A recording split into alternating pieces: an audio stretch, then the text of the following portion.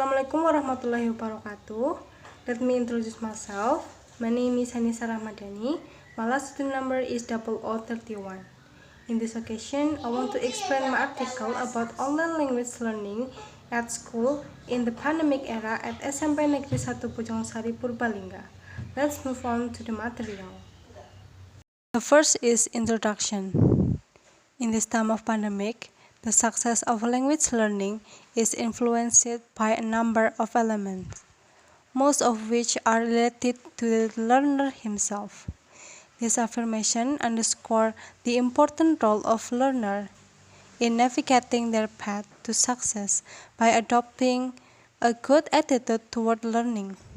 To address this issue, we will examine how students at SMP Negeri 1 Bojongsari behaved during the epidemic. By interviewing 5 students and 1 teacher, they were asked about how they learn English. Learning is done online through WhatsApp group, Google Classroom, Google Form, and quizzes platform. They do the assignment given by the teacher, and the teacher gives feedback after the student do the assignment, and there are also questions for remedial. This finding led to the conclusion that children had online school because they do not understand the teaching delivered by teacher. They cannot see their friends. The next material is research method. To obtain answer, the study used the in-depth interview method paradigm. In-depth interviewing, according to Mullen 2005.186, is a procedure of obtaining information in depth, open, and free with difficulties and research emphasis, and is directed at the research center. In this situation, an in-depth interview is conducted using a list of questions that has been prepared ahead of time. In this study, there were 5 participants and 1 teacher. Participants were recruited at random from SMP Negeri 1 Bojongsari. They were chosen on the idea that they would be able to produce replies that would satisfy the question's parameter. The longer the home study, the more methods are established. It is typical took. An interview guide is a tool that researchers use to obtain data. In this scenario, interviews are employed to answer the question. There are 8 items in Indonesian in the questionnaire that will assist researchers determine how student and teacher assess the relevance of studying English. There are 4 primary questions posed to the information in the interview guide. The next material is result and discussion. The first is how the teacher and student bond themselves. The way English teacher and student at SMP Negeri 1 Bojongsari find themselves in a pandemic circumstance like this is to develop good and effective communication. Effective learning communication is the act of translating message into knowledge for students so that they can comprehend the meaning of the message in accordance with the teacher's goals. An educator's personal communication is important in educational communication because it affects the development of a harmonious relationship between educator and students. Oral communication, such as voice note or video, and written communication are both options for conveying a message. The teacher must also be compassionate, understand all kids from various households, and consciously inspire children to participate enthusiastically in learning activity. The second is the relation to Islam and science. Islam and science are inextricably linked. Science is one of the most significant components of any human being life. With the existence of science to aid human life in the earth, religion's knowledge serve the same purpose in this world and in the afterlife.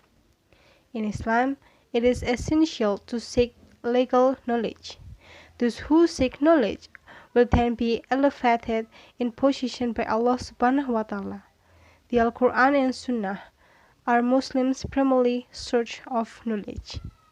The third is student reaction of online learning. Only a few pupils participate in the lecture and only a few students react to the teacher message during the learning activities. Because students do not answer quickly, the teacher must wait a few minutes for a message and voice note to be written. The majority of them are not on WhatsApp, and many haven't responded to messages from WA groups. Then there are those who claim to have only recently awoken. However, there is no one pupil that responds to the teacher extremely quickly. The fourth is platform used during online learning activities. The teacher teaches English using WhatsApp group, Google Classroom, Google Form, and quizzes in this online class. Because the school doesn't have a dedicated website for online learning, you have to rely on it.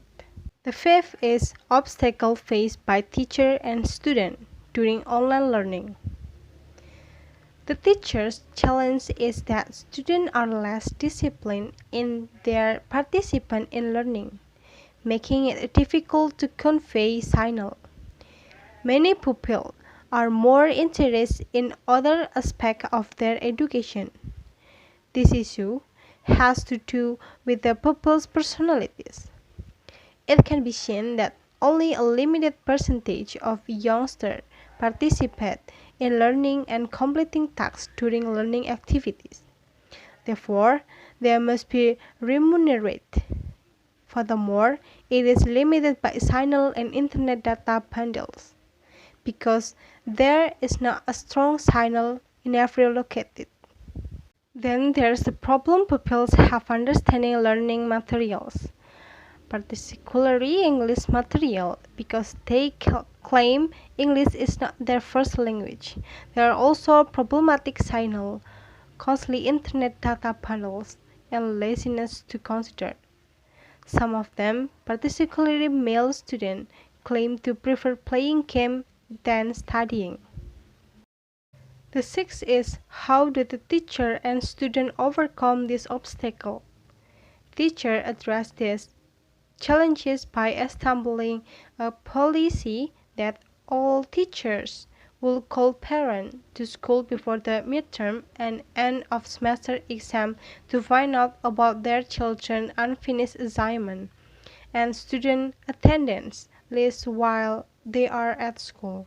The student's solution to this dilemma is to assist their parent with their work in order to earn money to purchase internet data packages. To get around signal problems, they usually take their Wi-Fi somewhere or leave the house merely to hunt for a connection. Finally, to combat laziness, one of the students mentioned that he set his own goal for completing the project in order to do it promptly. The last material is conclusion. Every Muslim has an obligation to seek knowledge.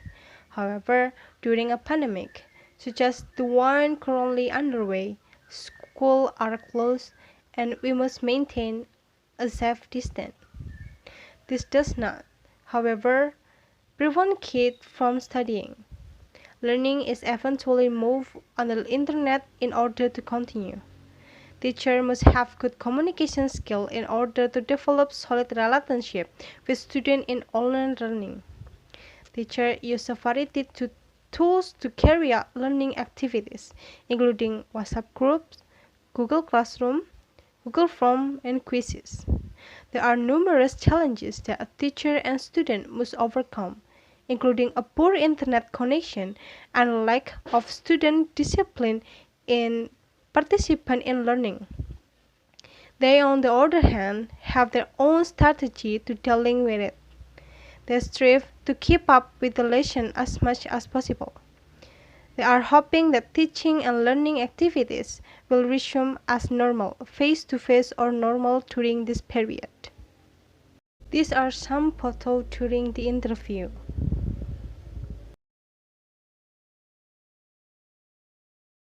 Kamu menggunakan platform apa? WA sama Google Form. Lalu menurut kamu enakan sekolah online atau offline? Offline. Kenapa? Karena banyak tugas, terus nggak mudeng karena nggak diajarin langsung sama gurunya. Bagaimana rasanya sekolah online? Menurut saya sekolah online kurang asik karena kurang memahami dalam pembelajaran. Lalu materi bahasa apa yang menurut kamu sulit dan mudah untuk dipahami? Yang sulit itu membuat teks dan yang mudah melengkapi teks. That's all from me. Thank you for watching and wassalamualaikum warahmatullahi wabarakatuh.